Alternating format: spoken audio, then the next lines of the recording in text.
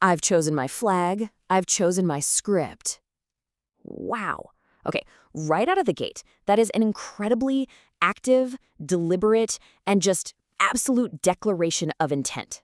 Welcome to this explainer. Today, we're unpacking a really fascinating piece of source material.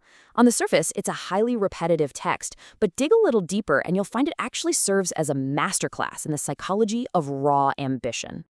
Let's get right into our main objective for today: decoding these Hollywood dreams.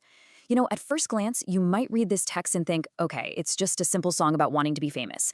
But when you systematically deconstruct the specific phrasing, and especially that heavy repetition, you discover this brilliant blueprint. It's literally a map of how the human mind wills an impossible dream into reality.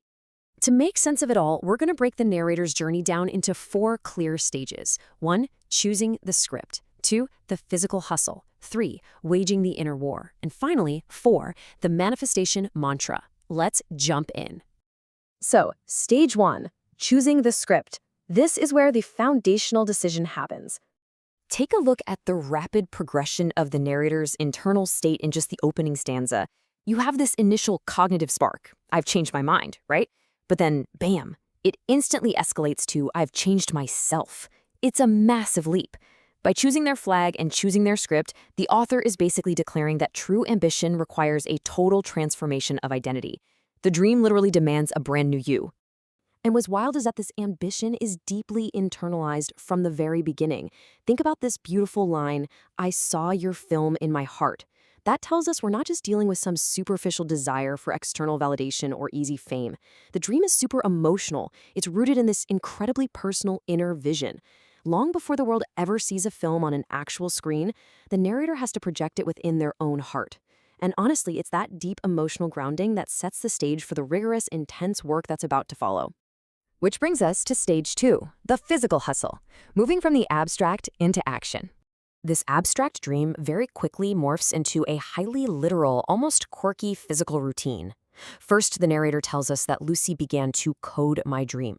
So they're taking this abstract idea and programming it into reality. But that requires relentless daily momentum, hence cycling every day on the road.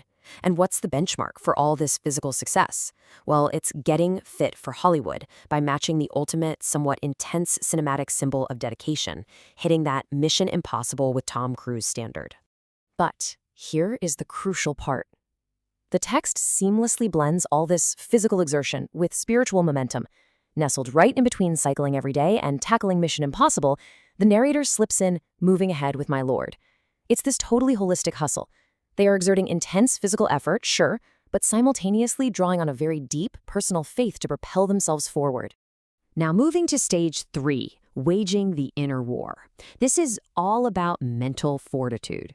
Because let's face it, the physical hustle is matched by some seriously intense psychological demands. Notice how we shift from the physical fitness to deep inner action. We go from getting fit to defeating the enemy in time, praying for grace, and having power in my mind.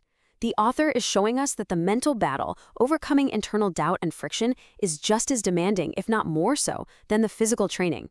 And just look at the incredibly combative, energetic language used here.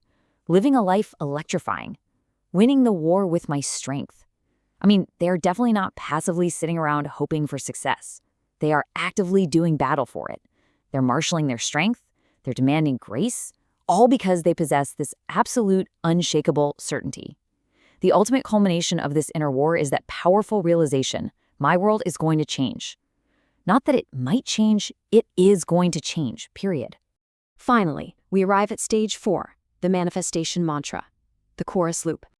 All right, we have to address the elephant in the room, that heavily repeated chorus about America, true love, and an Oscar speech. Honestly, it would be super easy to just write this off as simple redundancy, but psychologically, this repetition acts as a manifestation mantra. It's a deliberate, calculated anchor used by the narrator to literally will their Hollywood dream into existence when that inner war gets tough. And to prove just how central this is, quantifying the text structure is incredibly revealing. Look at this breakdown. The unique narrative lines, like coding the dream, fighting the inner war, those actually make up a distinct minority of the poem.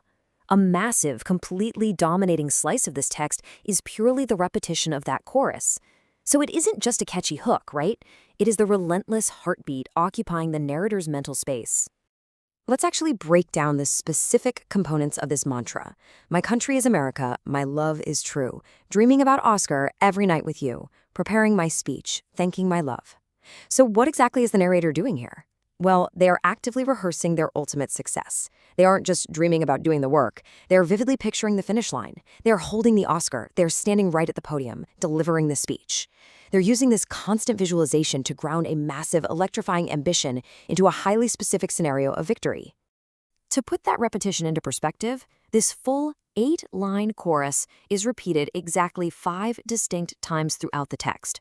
5 times. It completely bookends the physical hustle and the inner war. By repeating it so relentlessly, Hollywood Dreams ceases to be just the title of the piece. It becomes the absolute, undeniable center of the narrator's universe. It's the fuel driving every single physical action and every mental battle we've explored today.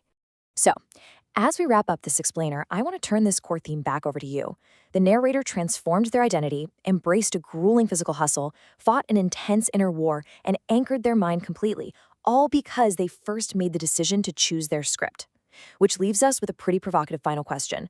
What script are you choosing for your own life? Are you actively writing it, or are you just reading the lines handed to you? Keep that in mind this week. Thanks so much for joining me, and keep exploring.